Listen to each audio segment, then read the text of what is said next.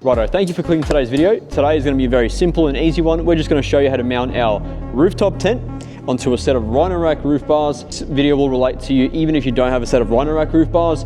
Any roof bars in general, even like a caged roof rack, will pretty much be the same thing.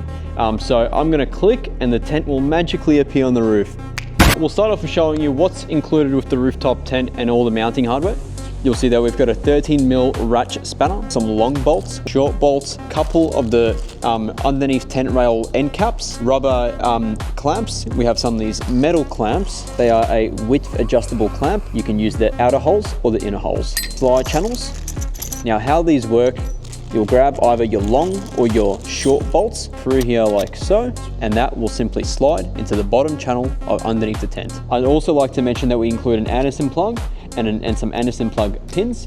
These can be used for hooking up any 12-volt power to the bottom of the tent in case you're running power from your battery. You'll also find in the mounting kit, you've got a little bag filled with washers and nylock nuts. Now for today's application, we will be using these rubber clamps. They have a slight bend to them compared to these ones. Now, with most roof bars, we would use this clamp because this sort of follows the shape of the roof bar, whereas this clamp is more suited for mounting onto a very rectangle and a very sharp edge type of roof bar. Okay, now once you've inserted the bolt through the slide channel, we'll slide this into the bottom rail under here like so. We can lift up the tent and slide it through to the other side like so. Now I'm going to grab my rubber clamp.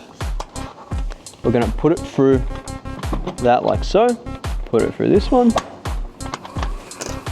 that one, and down that.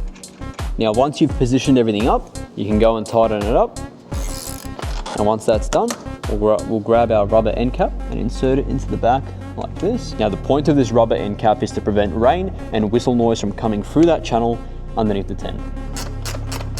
All right, now that the tent is on, it's all bolted up. We really appreciate you watching the video. If you have any questions, feel free to reach out to us. We have a shop in Melbourne and Brisbane if you'd like to come in, have a chat to our team in store and have a look at our showroom, see some different tents and awnings.